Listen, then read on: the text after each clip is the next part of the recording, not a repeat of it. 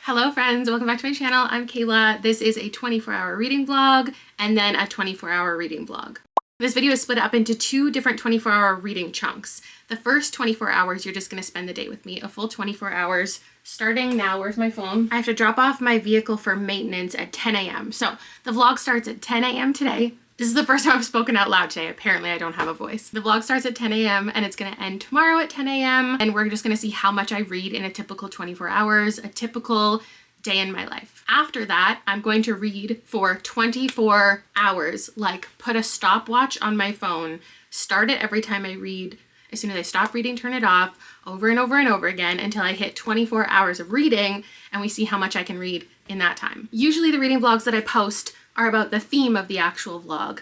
This one is about the time of the vlog, and what I'm going to read is just a bunch of things off of my TBR shelf. I have so many new releases and I'm definitely, am I a mood reader? I'm in the mood for light, fun, romance, probably a lot of romance. So I thought what we could do is complete another challenge, the ultimate romance reading challenge. This is a very summary book full of prompts. I already listed a bunch of books that I think could fit for each one that I could pull off of here. And I'm gonna open these little envelopes and get some prizes. I did a video like this a couple years ago. I still have it. The ultimate reading challenge, the original. I'm gonna start with A Witch's Guide to Magical Innkeeping because I was just picking out my aardvark books for the month and I saw this and I was like, oh yeah, I have that. I want to read that. I don't need to order it again. I read a bunch of romantasy last week and I thought I'd be burnt out on it, but I'm not. And in that video, a couple people recommended The Very Secret Society of Irregular Witches to me, and I've already read it. I gave it 3 stars, but I have a feeling that this one is just going to be so cutesy. It's about a witch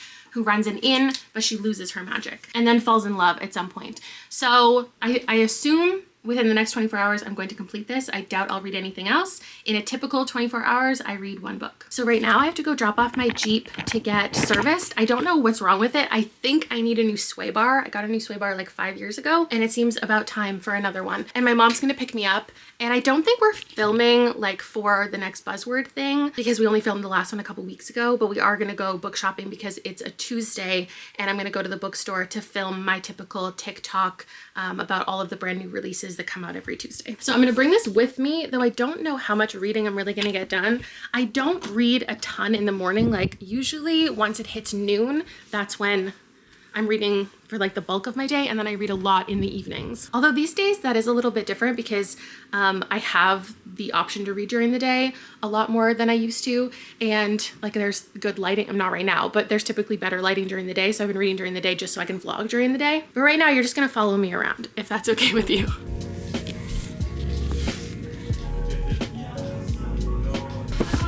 Doesn't my job look so hard?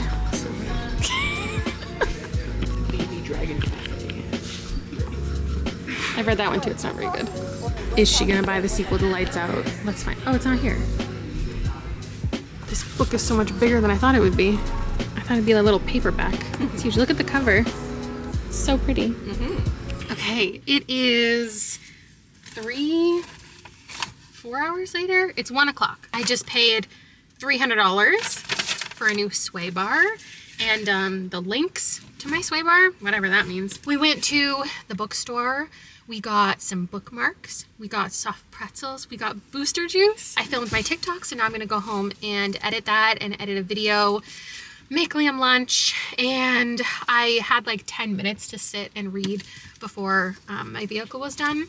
And the book kicked off like exciting right from the jump, like action-packed right away. We have Sarah, our main character, Sera, and she resurrects a woman in the very first scene, and other people are like, you shouldn't have done that, you're not allowed to do that, and then she gets stripped of her magic. Then we jump forward in time 15 years later, and this is when she's going to get her magic back. So that's what we've been introduced to. There's some creatures and characters who live in this inn, and the inn is magical in that the magic that's within it, that she put in it, like calls to people, invites people to the inn who really need it. So that's where the story has a warm, inviting vibe, is no real harm can come from the people who are going to visit the inn, and you can only see the inn if it was meant for you. And I think that's really sweet. Now let's see if my rumbling's gone, because I used to drive over every speed bump I would go over.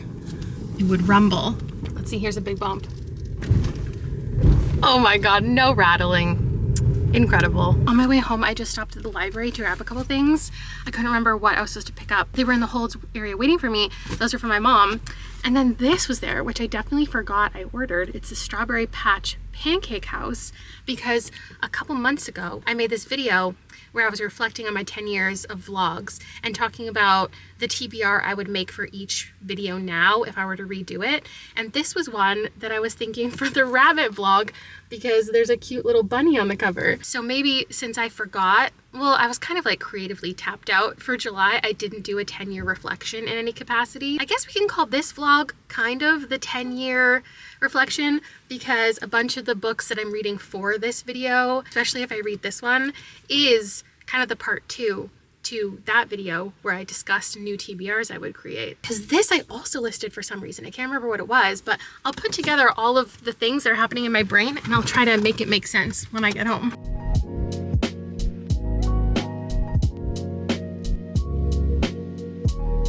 Okay, I am halfway through this. Check it out. My bookmark matches it perfectly. This is the one I got at the bookstore. It's all about romance. I'm supposed to be recording my romance reads. Oh, I could do that. Yeah, I could start doing that now. And I have a really bad headache. I really need to clean. It's a little bit messy in here. And I need to make dinner. I'm doing fajitas. Can I legally call them fajitas? I don't know, probably not. But I have cheap fajita seasoning and corn and chicken and cheese. So sorry, I'm not threatening you. This is going well so far. A man has arrived at the inn and he has an autistic sister with him, and that's very much the vibe of the inn. Like I told you, welcoming people, and that's just where she's supposed to be. So they weren't going to stay long, but it just seems like the perfect spot for them, and that's really nice. So they're falling for each other, and he is making her, wow, I can't remember her name, Sarah. What's his name? Luke. Luke is making Sarah feel like she can embrace her powers and that she can do more than she thought she could. There is a plot. There are some people who don't want her to have her powers, and I think she's going to like fight against them. I say fight very loosely because this is cozy fantasy. There's a ball coming up, and the coziness is very apparent with all of the characters' interactions. Like everyone who's already living in the inn. It's a found family vibe. These people, how do I want to chop these? I should chop that thinner. I'm not paying attention. None of them knew each other. Like they all came together because they just need something from each other. And it's just really warm. It's not like they all get along all the time, or they don't butt heads, or some of them don't make mistakes.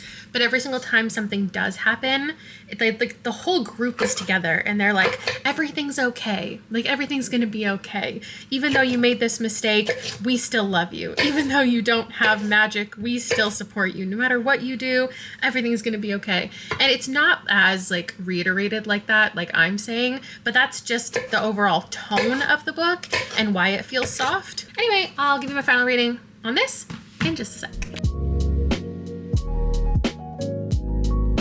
All right, this wasn't quite the follow me around for 24 hours. I mean, it is. There's just not as much content because I wasn't feeling it today, which, you know what? That's a realistic 24 hours sometimes where all I do is read and I don't have that much entertaining footage for you. I was trying to convince my family to go to the beach, but Rob was also not feeling so good. And then Liam was practicing golf in his room. So I just sat in there and watched him I got him a little like golfing green for his room and like a little thing where you hit the ball onto. So we were doing that for a while. He was teaching me how to golf. It was pretty horrific. I finished this and I'm giving it 4 stars. It's hard to distinguish, I feel, between some fantasy things these days because there's like cozy fantasy and then there's light fantasy and then there's like wholesome fantasy. And I think that this is cozy, but it is still really emotionally heavy. Like all of the characters are dealing with things and they're talking about their emotions a lot, and the romance in here is rooted in a lot of feeling. It's not a light, cozy feeling all the time. It's warm and inviting, but it's also thick.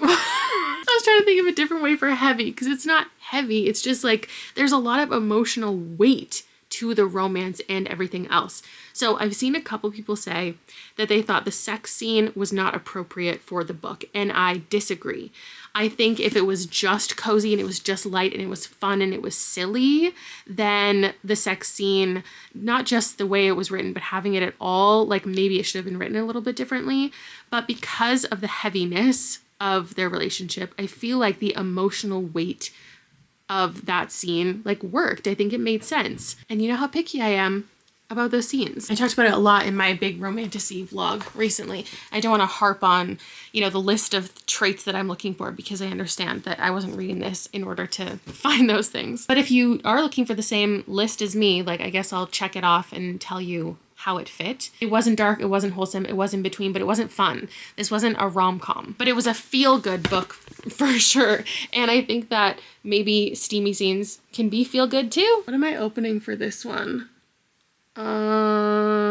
Read a book with a romance that takes place in a country other than your own. Where were we specifically? Sarah Swan used to be one of the most powerful witches in Britain. And let's see what my prize is. I went back on that video about recreating old vlogs, and the one that I selected, A Witch's Guide to Magical Innkeeping 4, was this one, like redoing the challenges themselves. There's no other video. Why can't I get this out? It feels like a magazine.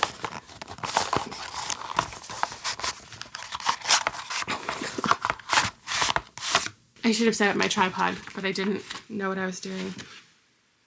What is this? Is it a placemat? Cut as needed to create your very own book cover? What are you talking about? Oh my God, like in 10th grade science, where I used like construction paper to cover my book so it didn't get damaged. What a random thing to have in here. I mean, it's not something I ever would have bought for myself. I don't already own it. I'm going to bed. Just wanted to give a final update at the 24-hour mark. It's now 10 a.m. the next day. I do know why I wasn't feeling well yesterday. My uterus let me know why I wasn't doing well. I still have a headache. I finished the first 24 hours with reading 334 pages, and I'll see you for the next 24 hours. Okay, we're officially kicking off the 24-hour challenge part 2, actual 24 hours of reading. What does that look like? Every time I do a reading challenge where I don't actually have a TBR and I just get to pick and choose what I want, I struggle. There's just so many options. I want to do everything and anything, and so I can't just start on one thing. I think I have 2 that are calling to me, because I think both of these books are ones that I have shown the most interest in. Like when I bought both of them, I was like, I want to read these immediately. I think even this one, I said like, if I could read anything right now, it would be this. They're both so beautiful too. Do I want to read something real or do I want to read something fantasy? I think it's fantasy. Okay, so it's currently just about to be 4 p.m. and I don't even know how to do a timer on my phone actually. Stopwatch? Oh, is that what I need? Okay, this is not the color underneath that I thought it was gonna be. Have I looked at this already? I don't think so. Let's see how many hours it takes for me to read 269 pages. This is actually quite short. My guess is gonna be somewhere between 2.5 and 3 hours.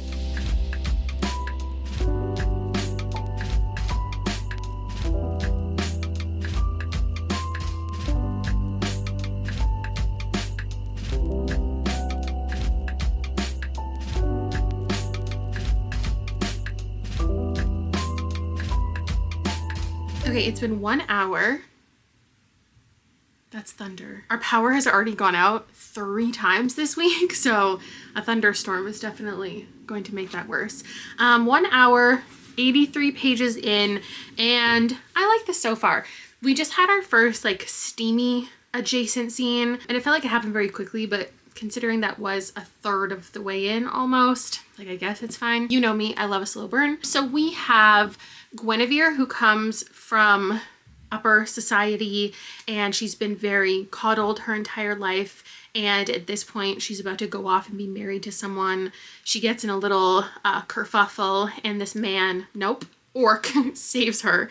His name is Oscar, and he whisks her away, and very quickly he's like kind of irritated by her because she's very prim and proper and she doesn't understand his lifestyle. He's like a blacksmith, and she's not like hoity-toity, nose in the air, but she comes across that way a little bit. And then he finds out that she's actually very like genuine and kind and understanding, and she wants to be a part of everything. She just doesn't know any better. She doesn't want to insult anybody. The first like morning he's protecting her.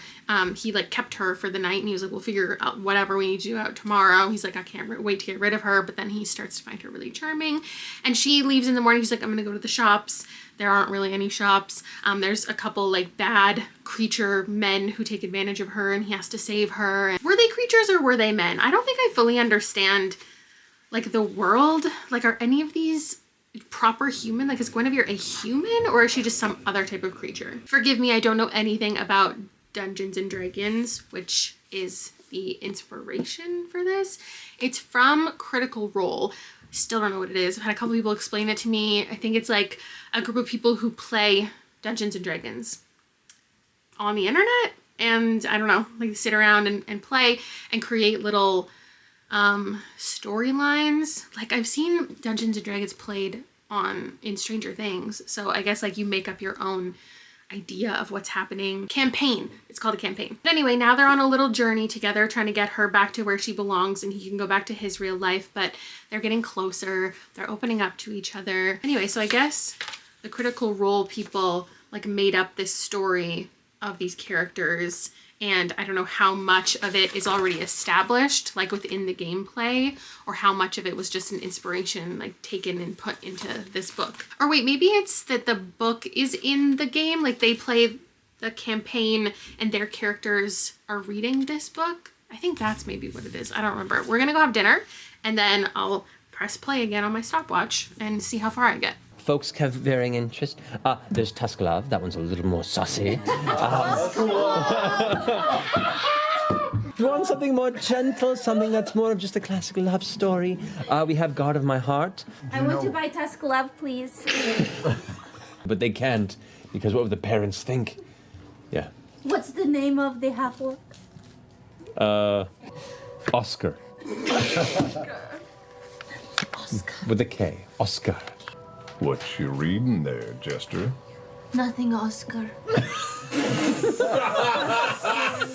I'm now 2/3 of the way in, and look at my book. It looks different. I realized the art inside is actually an alternate cover, so you can flip it around and it looks like how the book would exist in the world. I did brush up, inform myself of the origin story of this. There's probably like 10 to 20 clips within this campaign that mention the book Tusk Love, and they don't really talk about the plot too much. It's more about the characters in the world, witnessing the book and reading the book. I just think it's really fun that it was actually like turned into a book. It's not giving us much world building because that would feel unnatural, because this is a romance book that exists in the world. The characters, the creatures reading it inside the world, it wouldn't be weird to them. For the second third, it was majority steamy. I put it on upside down. Like, it was just a lot of sex scenes, which again makes sense for the context, because in the world this exists in, it's referred to as like a smutty book. It's definitely a cute relationship.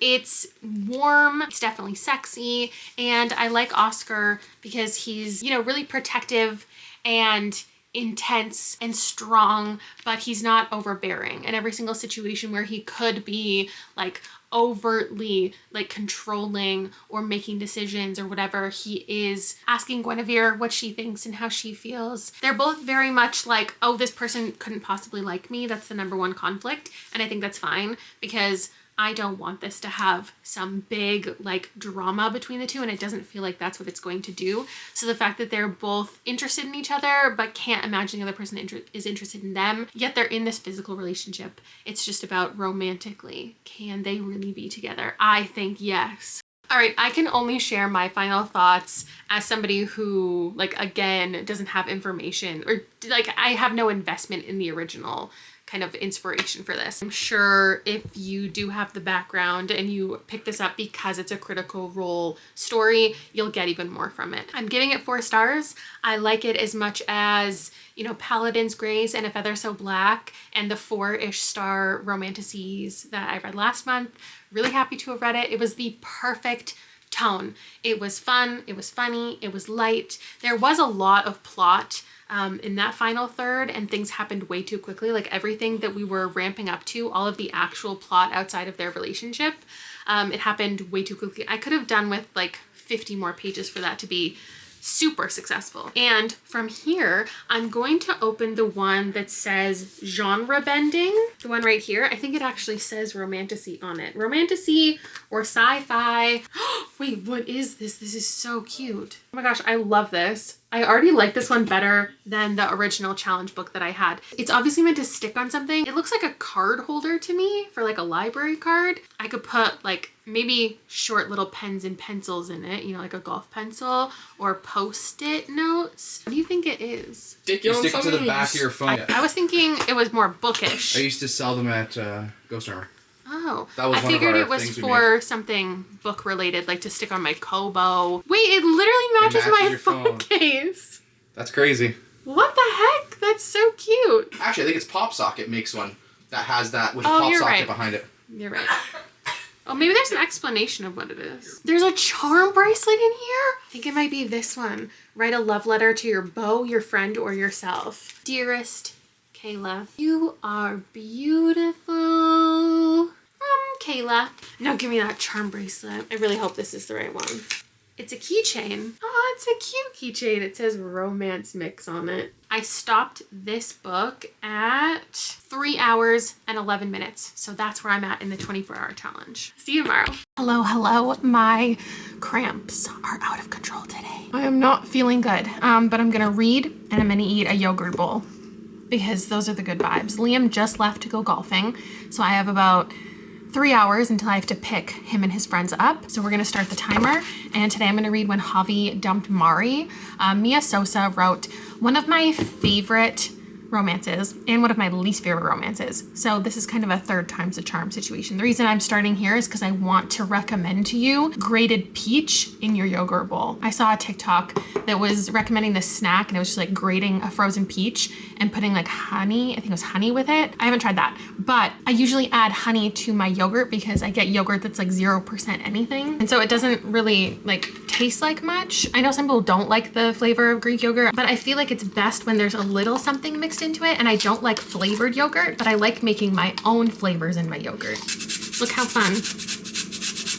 I live just a block away from this farm stand that has the most delicious peaches, and these ones are perfectly in season. And that's it. I don't know if buying frozen peaches and trying to grate the slices would work as well. I'm sure it would, but I also like having the peel in here. Now cashews, a little bit of granola. I'm really picky and I don't like ones that have any dried fruit in them, so it's hard to find, but this is the best one. And now I'm going to enjoy this for lunch and officially begin my reading for my next book. Let's go.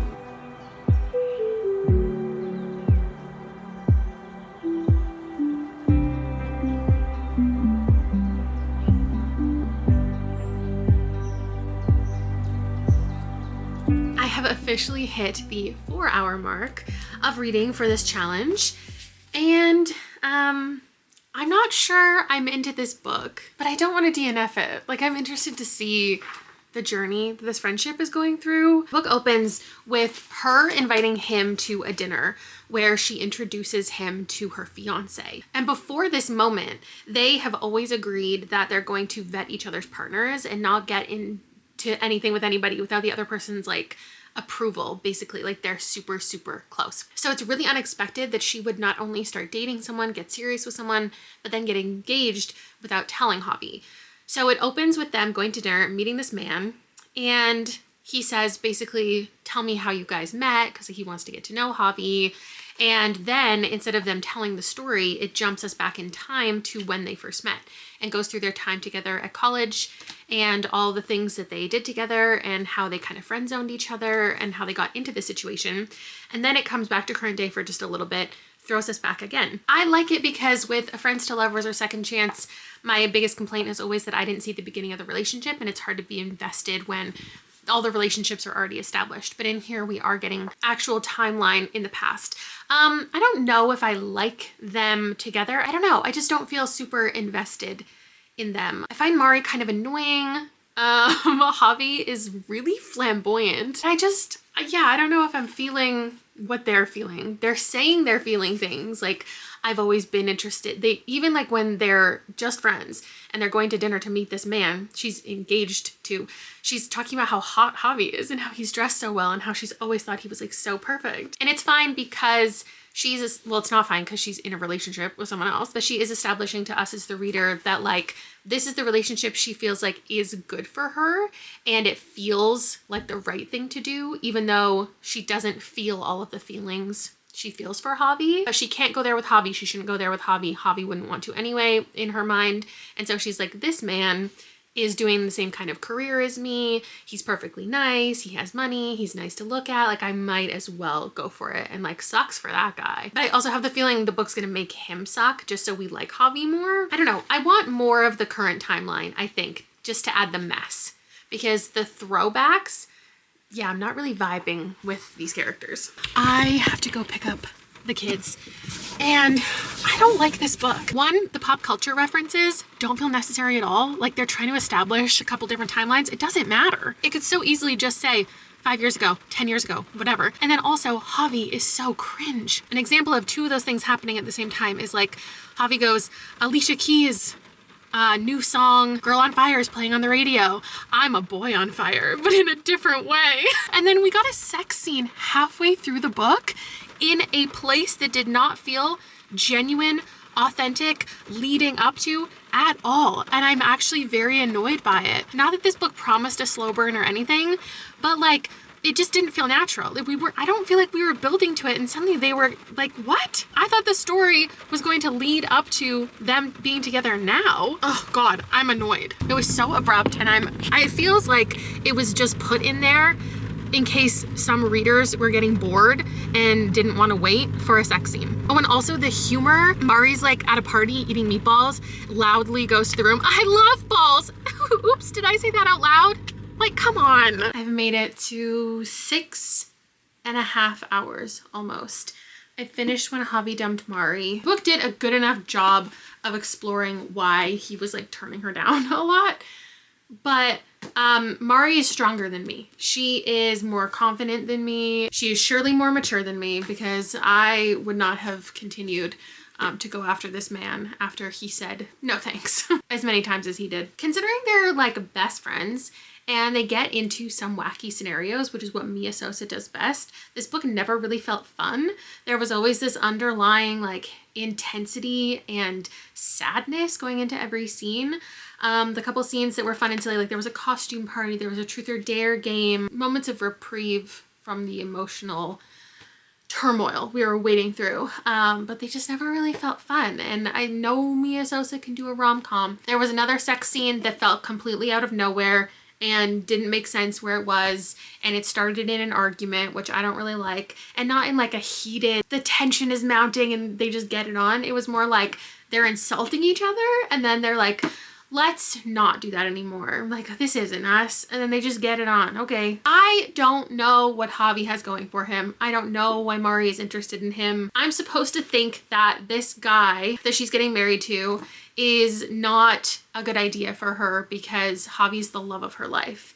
And everyone should go after the person they want to be with the most and have the most passion with instead of the smart choice. I get that, but I get more how it's difficult to be with Javi. But like, if at any turn, if he had just said, yeah, let's go for it, she would have. And I don't think he has that strong of appeal. He doesn't have drive. He doesn't have motivation. And it does make sense to me that she would, in her situation, want someone who was more stable and who had plans and dreams and aspirations, being who she is. And she said multiple times to Javi, she's like, I can't want this for you. I can't want this for like the both of us. I can't want your career for you. He's an actor, he's a musician, he wants to write Broadway plays. He's been writing one for forever, and he just won't finally like go for his dreams, and he never has. And she constantly is like pushing him in that direction. And it just sounds exhausting. Dealing with this man for a decade is exhausting. And then I feel like the only reason he actually goes after his dreams is just to impress her in the end. And it's like, what after that though? After me putting myself in her shoes, after you get me, are you now going to be this driven, ambitious man? Or are you going to be someone I'm constantly still dragging along, making you do stuff? I don't really see his appeal. And maybe I could have gotten that if Mari talked about it, but she didn't. It was just like, she was ogling over his abs every once in a while. And like they've known each other for so long and they're comfortable with each other. Like that's it. I think she just needed to date around more. After these pages, surely this couple does not last. Like there's no way. I've never been more certain that a couple is gonna break up. This was a 2-star. I'm sad about it, but what I'm not sad about is being able to open up this one. Read a romance written by a person whose ethnicity is different than yours. What might be in here? Let's find out, okay? It's a blank card, so I can write a list in it and keep it forever. There's one down here that's read a book with a friends to lovers trope. I'm gonna open that one. I do have a literal romance called Friends to Lovers. I don't know if I want to read any more contemporary for this week. We'll see. I think I'm gonna read some more fantasy. Oh, it's a bookmark. Okay, how cute. I love a magnetic bookmark. That one's fun. I like that. Ooh, visit your local bookstore and ask for a recommended romance read. I could probably actually just go to Mosaic's Instagram and see what they would recommend. Okay, I scrolled back and they have a list of recommendations from each of their booksellers.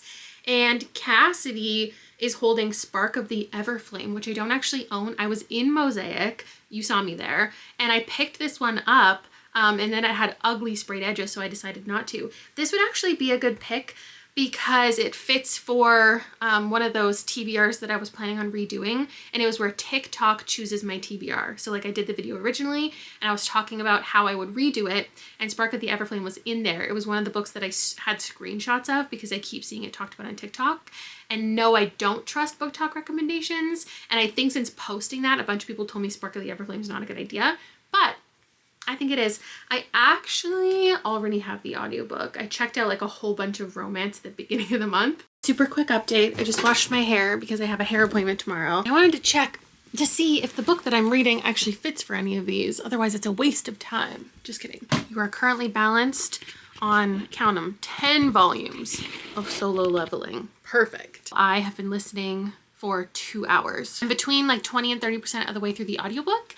And I don't think it's like the best thing ever, but it is intriguing. It's the setup of like a lot of really traditional YA fantasies. The internet promises me this is an adult series. We have a relatively young girl who is kind of responsible for a younger sibling and has dubious mortality. Like she's a part of 2 different worlds and she's only going to discover this other part of herself now that she's lost one of her parents, blah, blah, blah. You know the drill. That's how they all work. She has a relationship with a childhood like friend, lover, but also there's like a prince in the magical area that she's just getting to know and they don't like each other. So love triangle, enemies to lovers perhaps. Oh right, it was the one for the recommended. What am I doing? Can we also call it a meet cute? Does a meet cute have to be cute? I suppose. She met the prince in a circumstance where she is a healer and her mother was the one who was wanted like to go help somebody, and her mother is missing, and so she went, and she has some kind of like magical skills that even she didn't quite realize what they meant, and she heals somebody who she shouldn't have been able to heal, and in that moment she met the prince. Can that be a meet cute when his sister was literally dying? Anyway, I'm gonna dry my hair, I'm gonna go to bed, and I'm gonna see you when I have a fresh, when I'm refreshed. I have no reading update yet today because I didn't, oh my god, read anything during my hair appointment, but I do have a hair update.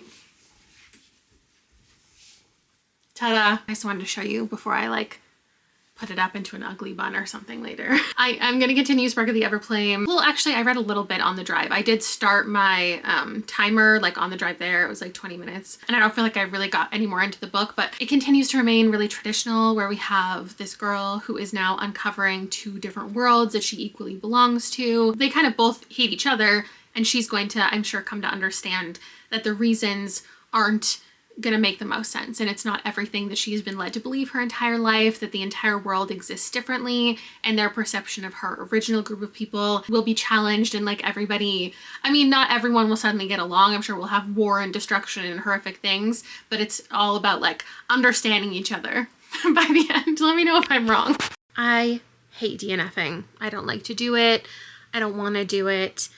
but I think that is what you would tell me to do, because at this point I am halfway through this book. I have 7 hours remaining. I've been reading for 6 hours and 18 minutes. I've been on more than double speed, so I have only actually read a couple hours, like actual hours I've put into it. But listening to this for like 2 to 3 more hours, it seems exhausting. I don't feel anything towards the book. And even if I wasn't loving like the world building or the main character or something, like maybe the relationships would do something for me, and they're just not. I really, truly do not care about anything. I don't think the writing is doing anything good. And it just, yeah, it seems like one of those books that like pops off on Book Talk that just reminds me of the 20 other books just like it that popped off on Book Talk. There is a chance that someone's going to say, oh, just wait. Like someone's going to say the second book is so good or the end of the book is so good. And like, maybe that's true, but I don't care about anything that I've read so far. So it's definitely not a good idea to continue. But I have good news. I started another book and I like it. And I just laughed out loud at a certain part. Can you believe it? Me. This is Forget Me Not by Julie Soto. This is about a wedding planner and a florist. I love books about weddings, which is why my friend Erin recommended this to me when I was talking about redoing a TBR for a video. I talked about this one. I hated all of these books, but that's not Erin's fault because she hadn't read any of them. It was just like she's in my DMs all the time telling me about books and I love it so much. And this one I think she sent to me because it's about weddings and I'm always looking for stuff like that. So I read the first 5 chapters before checking in with you, and it's from both of their perspectives. She gets an opportunity to plan a wedding for a really high profile person. And we get like something I need is like job description in books and people actually doing their jobs and loving their jobs. And she's a wedding planner and she was meeting with this couple and she was literally like, I took out my tablet, my iPad or whatever it was, and I placed their names in the middle of the screen and I attached a bubble and added this. And I was like, yes, give me all the detail. And then we find out that the florist that this couple already agreed to book is her, I think, ex.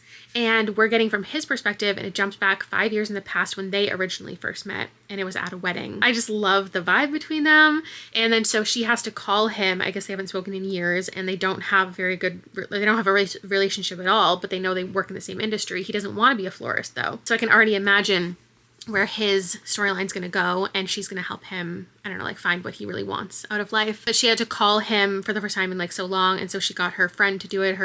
Like they work together kind of, and she called him and he recognized her voice, and so she had to like pretend that she was going to find our main character, whose name is Alma, I think. His name's Elliot. Ama or Alma. And so her friend was like took off her shoes and like pretended she was walking away like a Foley artist to go find Alma. I don't know, it just made me laugh and I think that's so fun. I don't think I've ever read from Julie Soto. Her name sounds familiar. I am so sad with how late I started this book in the day because I have to go to bed, but I want to finish it. I'm like 1/3, somewhere between 1/3 and 1/2. What's somewhere between 1/3 and 1/2? 1/3 and 1/2?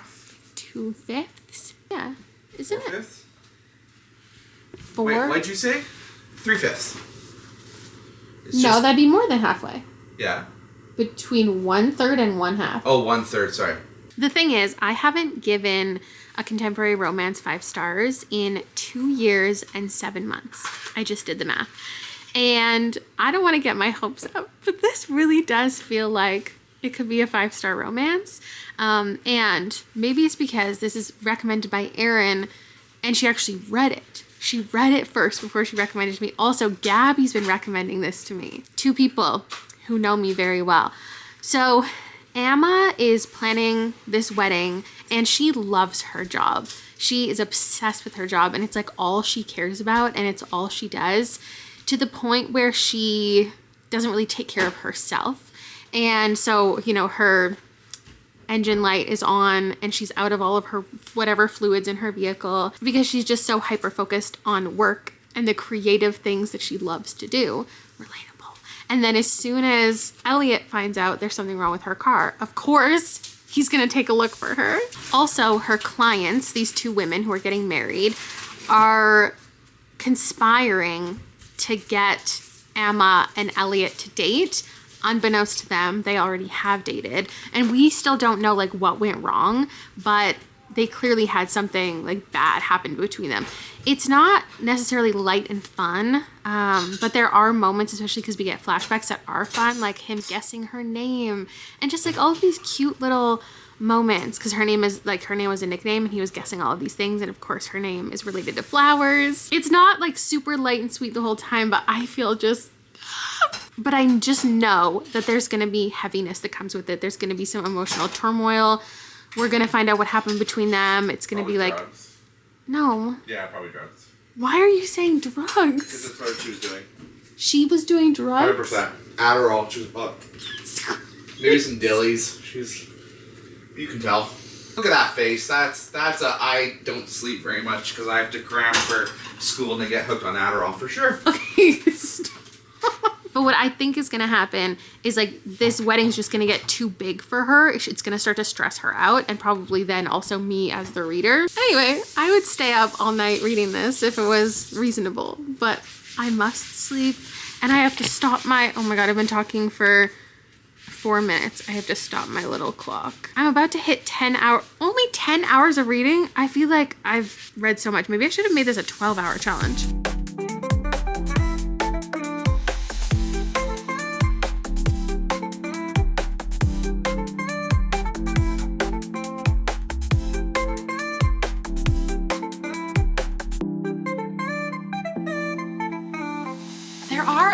Too many sex scenes for me at this point in the book.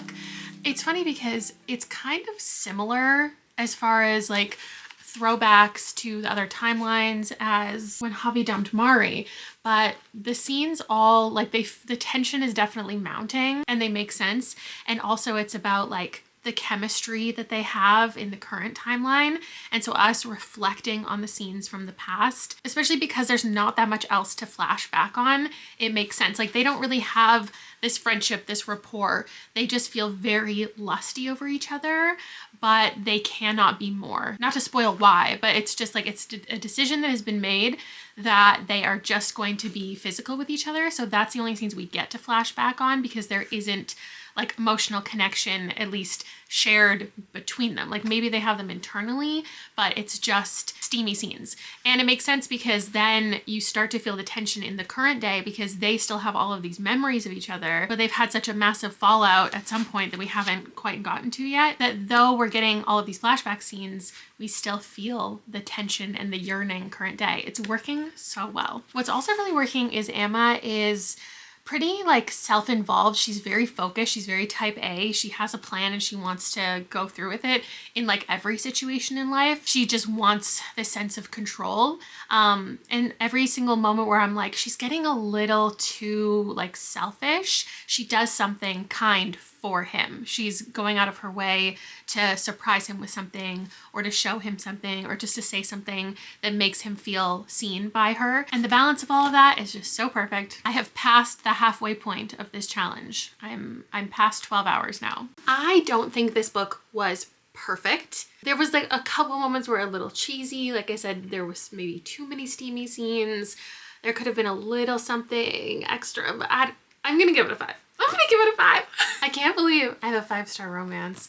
It makes sense because I've said so many times I love books about weddings, and her wedding planner activities are so much this story that I think other people could find it boring. He steps up and like saves the day. She has to learn some really hard lessons. Overall, the tone is light. I could see this turning into a rom-com. Her like overhearing some like great exclamations from him. I thought this was really, really great. I'm so happy I read it. Now, let's open some things in here. Spark of the Everflame was like enemies to lovers, and I didn't finish it, but I'm opening it. Oh, they're little stickers for inside your books. I can't put one inside here because I don't own it, but I am gonna order that for myself. This one like almost felt enemies to lovers, but it's more just like Grumpy Sunshine. Was it a meet cute between them? I kind of think yes, but I don't know for sure. Hold on, I think I saw Forget Me Not recommended by, yeah, one of the booksellers from Mosaic for a recommended romance read. Plus it was like recommended to me by some friends, and no, they're not bookstore employees right now, but maybe they have been, or They're, honorary bookstore people because they read a lot. This is a cute little flag. I don't know what I would do with this. I feel like somebody would put it in like their scrapbook or their reading journal. Read a romance novel with a protagonist much older than you. What if you bought this and you're like 99 years old? Okay, you know what? There's this one. Read a graphic novel or comic book romance. And like this would never normally happen to me, but I have like no plans to ever read a romance graphic novel or comic because I just don't like them. But I do have The Raven Boys, which I'm reading today. I'm about to start reading sprints with my channel members. I'm gonna do like a live kind of reaction to this. So if you ever want to see my thoughts on it, it exists here. I've done vlogs, full spoiler vlogs for all 4 of the books. And now I figured I should do a full spoiler vlog for this, but I don't have time to really be filming something else. So I'm just gonna do it live. I'm gonna talk about all of my expectations for this, the scenes that I hope are in here, the things that I think that might be changed. And then just as I haven't even like literally haven't cracked this open, haven't peeked at anything. I'm gonna give all of my reactions throughout the live show, and I'll include like a couple clips in the vlog here. This isn't romance first, but there is multiple romances throughout the series. And I would say, considering the book hinges on the fact that it's about a girl who has been foretold if she kisses her true love, he will die. And then she's trying to figure out who her true love is. Like this is a romance. So I am gonna open that little envelope when I'm done. I'm on the first page and that's Blue as like a baby. Blue Sergeant had forgotten how many times she'd been told that she would kill her true love. Oh my God. The colors are already so beautiful. I almost feel like this is too close to the book. Like it just took quotes from the book and it put it in there, but it's missing so much context that like maybe that quote didn't even need to be a part of it. Does that make sense? The only thing I'm struggling with at this point is the characters like just aren't drawn with very much emotion. So it's hard to know how they're feeling outside of their dialogue. I feel like you get a lot of that in the book, like raised eyebrows and squinting eyes and side smirks and stuff. And in here, it's like Gansey has the same look on his face in like every single scene. Like he never is like doing anything besides like looking like this. No, it skipped my favorite line. More about that at this point in the story. Yeah, that's so true. Yes, there was the page about the Welsh Kings, but it doesn't feel like that's what's moving the story. Thinking of it separately from the novel, like what the action is. Yeah, I think this, like it is more for fans of the novel, of course. But I think anytime you're doing an adaptation, you're expecting to get a new audience. So if nothing else, like people might pick this up and be like, oh, cool, a new graphic novel I've never heard of. And then they find out it's a novel. And then when maybe they're disappointed by it, they can go read the novel. I think there needs to be more shock. I feel like this scene is confusing. I like the forest. I like how the forest looks. It's very green and lush and beautiful. My biggest critique in this entire thing is the class difference is not established like at all. We are not getting a good idea of Gansey's wealth. We're not getting a good idea of how Adam and Blue are relating over being more impoverished. My overall thoughts just don't seem the most fair because I'm not set up to love a graphic novel anyway. I did think the art was absolutely beautiful. Let's do the meet cute. There was definitely a meet cute in some of these books, even The Raven Cycle.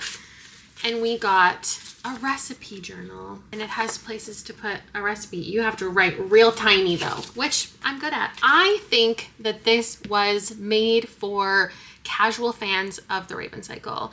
People who have read it, maybe didn't love it, but love graphic novels. People who didn't really need to understand the story or the backstory. Obsessive fans who could quote the entire book front to back.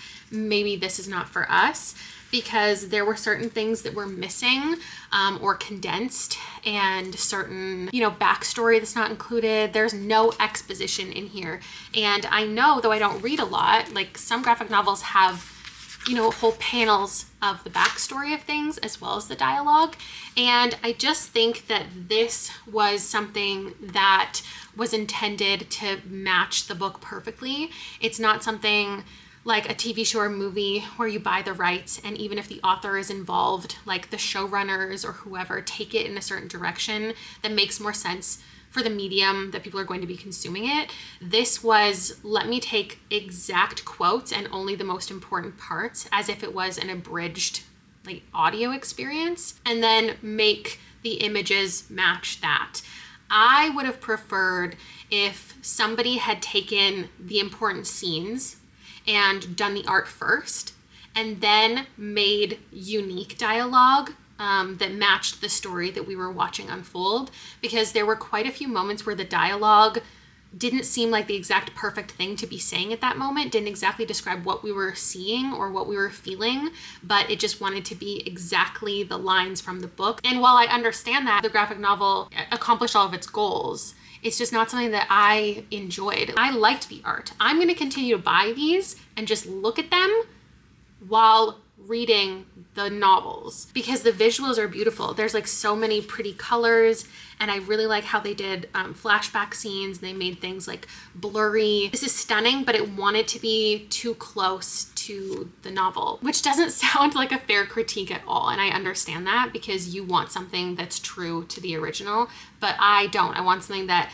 makes sense for this medium. I think that things were more confusing reading it this way. If this was the first time I was experiencing this story, I would certainly be lost. But most of all, what I'm missing is Maggie Stiefvater's writing and her beautiful prose and her explanations and her feelings, and really understanding the closeness of these characters and how they have all of these internal struggles that they wouldn't say out loud in dialogue, and therefore we just don't get. The Raven Cycle is not just an action plot story. It's about this group of characters, one in particular who's leading this group of boys to find this buried Welsh king. And there's all of this backstory, and there's these magical ley lines, and we have a psychic's daughter who enhances the powers around her, so they bring her along on this journey when they meet her. But the class discrepancy was kind of missing. Her snide remarks to them didn't land. They just all have these very flat expressions all the time, whether they're making a joke or they're not. And so I think a lot of times it was confusing. The tone. The book is serious in a lot of ways, and there's death and there's difficulty, but it's also very fun. It's like snide, especially my favorite character, Ronan. He was occasionally Ronan, but more often than not, he was just like this blank-faced character, just like going along with this group of boys doing things, and like nothing was very fun, which was a strange feeling. Oh, this is part of a series though, so let's take this one out. It's a magnet. I love romance novels. So cute. The next one doesn't really make the most sense, but I am gonna read the Geographer's Map. I can't remember what it's called, but it's right here. It says read a romance published before the 1900s. I'm not gonna do that, but I am gonna read a book set before the 1900s. I'm gonna update you in the dark. I'm tired. Here's my book. Oh, there's my husband. I'm not here. I've been listening to the audiobook of this. I'm gonna turn on that lamp. Oh, Whatever happened to that technology? It was like a fad. I think it was just too obnoxious. Clap on, clap off. Yeah, but now people say, Alexa, lights. Yeah, I don't like that. I think clapping's easier because anyone can do it. Hmm? I mean, you're... Not people with only one hand. Well, yeah, you can. People with no hands. People with no hands. What'd you just do? Rob just clapped with his foot on his calf. It's about two people who got married for like a marriage of convenience. They both had a reason to do so. She thought that like people would like her better, treat her better, she would get more opportunities at work. And I can't remember his reasoning. I'm already more than halfway through it, and it's just kind of like a passive listen. It's fine. The Ornithologist Field Guide to Love, the first book, was like really fun and silly, and I just loved everything about it from the very first page. This one, I'm just kind of in, and I'm having a decent time. It's not doing a lot for me. The humor isn't landing perfectly, but I think it's good. Like I'm fine listening to it, you know? There's just moments over and over again where they're like, the craziest thing in the world is for me that I'm attracted to my own wife. I almost went to kiss her. Can you imagine? I almost kissed my own wife because they're not supposed to actually be romantically involved. It's a marriage of convenience. My head still hurts. My uterus hurts. I'm going to bed. I think I have 7 hours of reading left, so I'm gonna knock that all out tomorrow. This and 2 more books. Oh, I just got one in the mail. This one, Trick Shot. If you didn't watch that video that I was talking about where I wanted to redo old TBRs, one was when I was reading books by authors named Kayla, and I didn't end up liking like any of the books. And so this, when I went to search on Goodreads for authors named Kayla, this is the first one that showed up of any book, which just seems so crazy. And I think this will be this stupid smutty thing that'll be an easy read tomorrow. The boys are going golfing first thing in the morning for like, 4+ hours. So I'm just on my own. And then I get to go hang out with my grandma while my parents are out of town. And so then I'll read something then, and then the challenge will be over. This one's gonna end up being a 3. I gave the first book in the series a 5, loved it so much. And they are connected as far as like characters have certain relationships, but it's not really important to read the first one if this plot intrigues you more. Though this one definitely has less plot. This one was fun for me because it had to do with the competition. There was all of these side characters who were pushing our main characters together, and it was just so cute and fun. This, obviously, they already have a pre-established relationship, but they have been estranged for a certain amount of time, and it's just very much their mutual pining and constant lack of communication. They both feel things for each other, but basically refuse to say it for many, many days. They go on this journey to basically discover where this magic is coming from, because there's a magic that is going to destroy something, and they are on this mission to like track it down. The magic system is not the most fleshed out thing. It's kind of just like there's magic and that's just how it is, and this works because it does. Everything that was in here, just a little bit watered down. I could see people liking this one more, but I didn't feel as much between the two. I didn't think it was quite as fun. I didn't think it was quite as tension filled, even though the book told me there was a lot of tension. And that means that I've had a 2-star, some 3 stars, a 4-star, and a 5-star. The only thing I'm missing is a 1, not that I'm looking for it, but I do have a couple options that I want to try out and consider. This one, if I were completing it for a video that I did in the past, this was originally on a TBR that I, again, created in this video. It was to redo, like if I were to redo Booktubeathon from 10 years ago, what were the prompts? And one of them was the most recent addition to your shelves, and I pulled this one out and a couple others, so we can check that off. And I think I'm allowed to open this one. You might disagree. Is it a tattoo? There's flowers, there's a sun, and hearts. Oh, there's another one. No, it's just instructions for your temporary tattoos. Maybe I should let this dictate what book I read. And I looked on the New York Times website, and this is a current bestseller. So I think I can open the one that says to find a current bestseller in the romance genre and give it a read. It's a cootie catcher. It's funny because I don't even know what I used to call these, fortune tellers. I do know. But then I saw it mentioned in a movie once and someone called it a cootie catcher, and now that's what I call it. Wait, this is so fun. What do you think is underneath the things? How do we do it? Is it like, don't you pick a color usually? It's like yellow. Okay, I'm gonna do sun though, S-U-N, S-U-N. And then I'm gonna pick 2, 1, 2. And then I'm gonna pick good old number 1. You must read the next book recommendation you receive. You're going to love it. Okay. What the heck? What do the other ones say? Drink more water? That's not a fortune though. That's just good advice. Okay, I need a book recommendation. Maybe I'll just put up a poll on my Discord for people to vote which one I should read next. I'm off to take the baby to work and then head to hang out with my grandma and to change my shirt. I may or may not have spilled something on it. I put the poll up for my members and I was surprised actually by what they chose. A 5-letter word for love. I've been reading this for just a second, started my timer. I just don't see how they can make Wordle into an entire book. And I don't think the book is gonna be all about Wordle. Obviously it was picked for me because I like Wordle, but I have to also be interested in the relationship. So we'll see if that happens.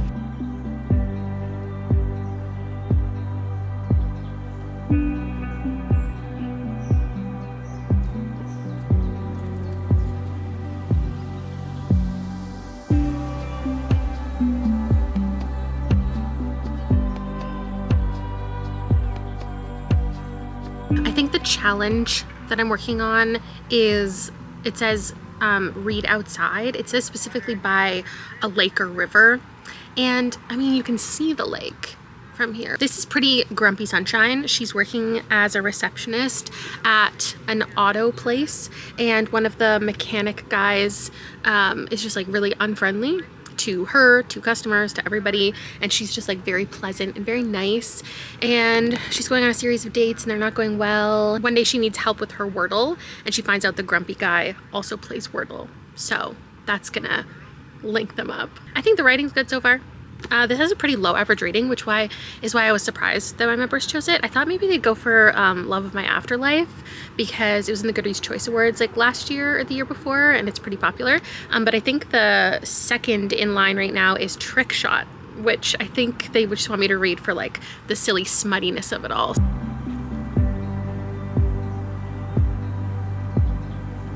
Okay, it's not too much later.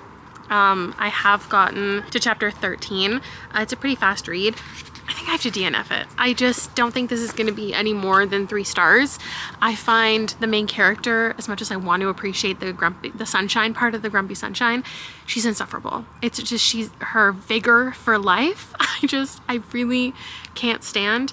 I feel like I am wasting my hours. I have under 4 to go, but I think I'm just gonna go home and switch to Trick Shot and then figure out like what to do with my last couple hours tomorrow. I know that the people voted for this, but they would also vote for me to DNF if I wasn't enjoying it, which like, I don't know, it's fine. It's not doing anything terrible. She's just kind of bopping around, figuring out what she wants out of life. She's like volunteering at this barrel making museum, has a lot of enthusiasm about it, is helping out her elderly neighbor, is really enthusiastic about it. This guy who plays Wordle and she's breaking him out of his shell, she's so enthusiastic about him, and it's a joy-filled book and I don't care about any of it. So I'll check in with you when I start the other one.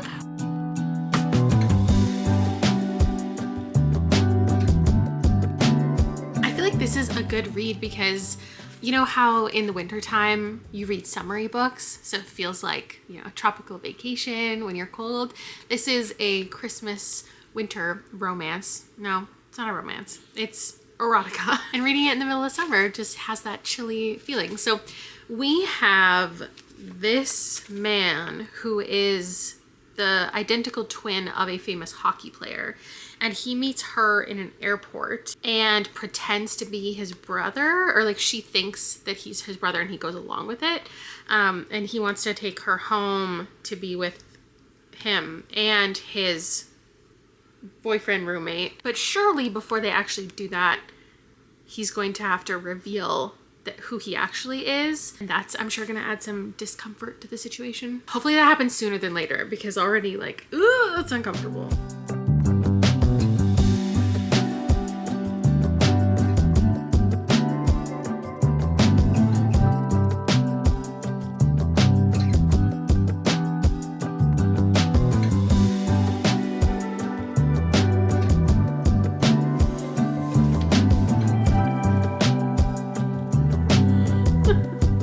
DNFing 2 other books in this video and this isn't the one I'm gonna DNF sounds insane. He is not in fact telling her who he is. And 20 pages in, they're already doing stuff. So don't like that.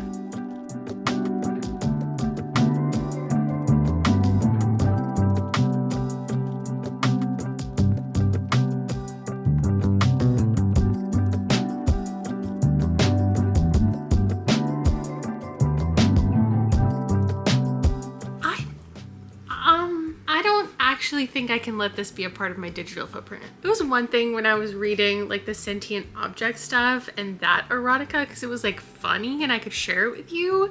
This is just like, this is just gonna be 200 pages of sex. This is the kind of thing you read and you don't put on your Goodreads. Let me see if any of this is funny, and if not, I have to stop.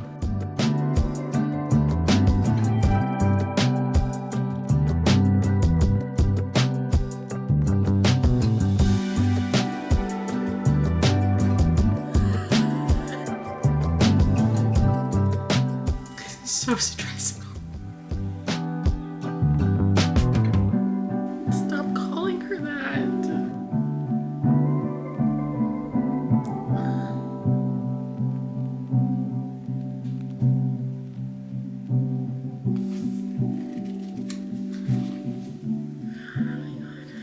I read 100 pages.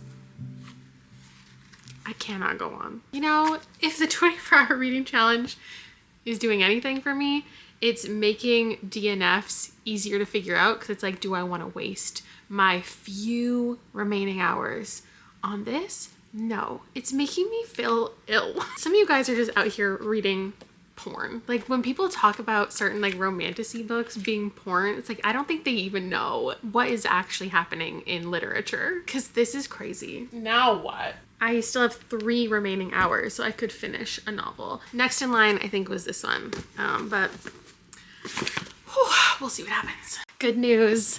I am really liking Love of My Afterlife. Hello? So basically what happens is this woman dies. She's in her 20s and she chokes on something and she is entering whatever happens after life. And every person gets assigned somebody to like bring them into the afterlife, to introduce them. She gets this really quirky girl who's very odd and she's really enthusiastic and is bringing her in. Delphi has a moment of like fear and she runs, right? Because she doesn't really know what's going on. And she runs into this man in the hallway who is super attractive and they get along really well. They're like, oh my God, it feels like we've known each other forever. They have this great rapport. In like the 5 seconds they get to talk, she's never experienced like a relationship before. And so she feels this instant attraction, and then her whatever person comes out and she's like, oh, this man isn't actually meant for the afterlife. He came here by accident and he has to go back to the real world.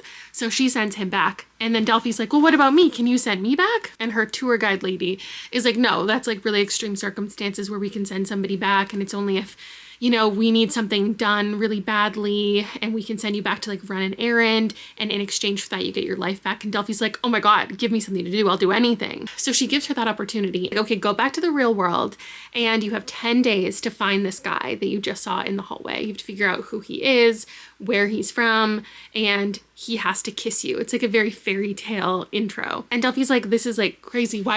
How is that me doing an errand for you? And she basically explains that it would just be entertainment for her. She's like, go back to the real world and I'm gonna watch you and I'm gonna see everything that you do. It's like such a silly premise, but I'm now approaching the halfway point. And perhaps it's not even about her love story and it's not about like one specific person she's supposed to be with, but it's about her finding like opportunities to go outside of her comfort zone. And that is what her girl does. She like sends her little messages as the days are counting down, and she's like, you need to do this, like you need to step outside your comfort zone, you need to go to karaoke, you need to have more fun.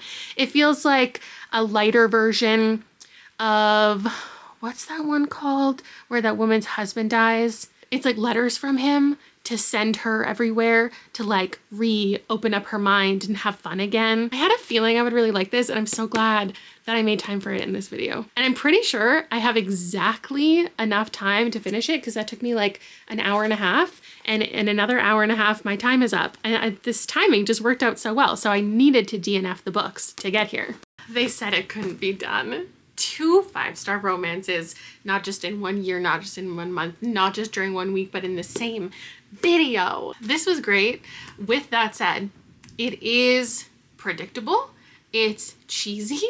It's a little bit cringe. It's the exact story that you're expecting it to be. I read a good amount of books like this, and I don't need to be told to live in the moment. If this was nonfiction and it was trying to teach me all these lessons, I'd be like, no thank you. But I love books where you're following a character who just is at a loss in life, just doesn't feel passion, doesn't feel inspiration, doesn't know where their life is going. And then throughout the book, they find it. And it's just so cheesy. Like all of the experiences that she gets to have, it's like, what if you could go back in time and you could confront your bully? You could make friends with the neighbor you never did. You could talk to your coworkers. Like you could really be open-minded and put yourself out there. I just had such a good time reading it. I thought the romance was great. The characters were messy, like you weren't super on board with them right away, and they had interesting character arcs in my opinion. It was definitely repetitive in the same way that people say that about like the husbands, which I also loved.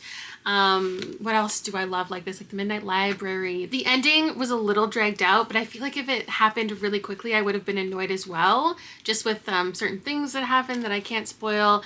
There was a little reveal that totally caught me off guard. It reminded me of Sophie Kinsella, especially her kind of humor. 5 stars for sure. I don't think that's super surprising. People have been telling me that this is going to be good, and I had a feeling it was going to be good, and I just didn't want to be disappointed. And you won't believe the math. It's so crazy. I read 2,440 pages in the last 5 days. I read 6 books in 5 days, plus I read a bit of all of Three's 3, which if you combine them is a whole nother book. So I essentially read 7 books and 2,440 pages, which perfectly equals out into the 24 hours as 101 pages per hour is what I read. I did 6 hours of listening, 18 hours of physically reading. On average, it took me like 3.5 hours to finish each book. The graphic novel was a little bit quicker.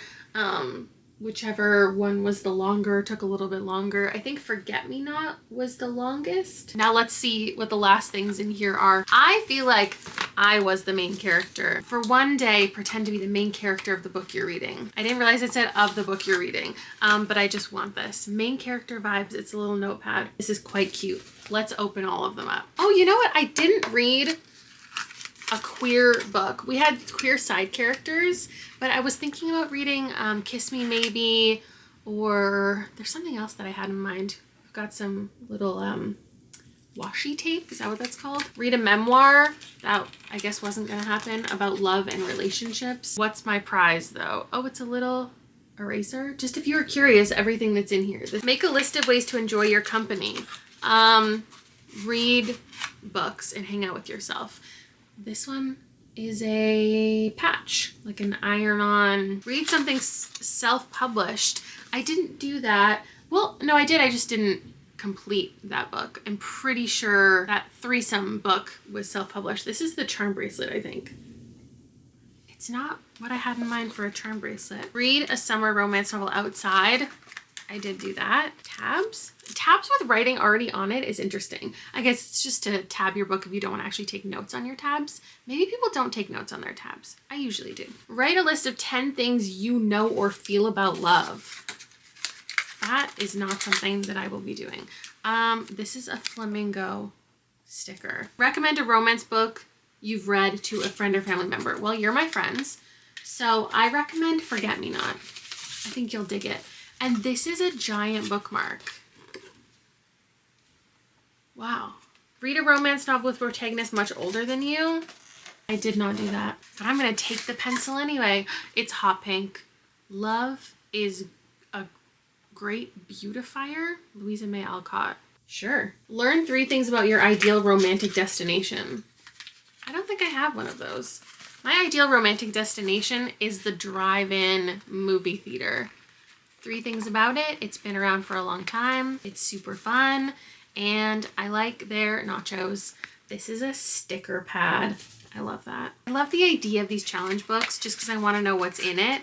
But I know that I don't really have a use for most of this stuff. I think this makes for such a good gift, especially if you have a young reader in your life. Like I would have, oh my God, this would have been so fun to receive when I was like 13 years old. Oh, and this one is read a romance novel published in the year you were conceived. That's crazy. It's a door knocker, a door hanger. Don't knock. My book is getting really good. I think that's cute. Wouldn't use it in my own house, but I think that's cute. That is everything we have in here. I finally got through it all. I have owned this for a year. I started doing a video just like this a year ago, and I opened like 2 of these in it, and then I canceled the video because all of the romance was going terribly. I'm so glad I did this. I found a couple huge wins. I read some things I've been really anticipating. If you don't like me reading a lot of romance, don't worry, because now I've gotten it out of my system, and next week is gonna be all about horror. We've officially hit 24 hours for the second time, 24 hours of reading twice in 2 very different ways. I can finally close the stopwatch. Thanks for hanging out with me, and I will see you next time for another vlog.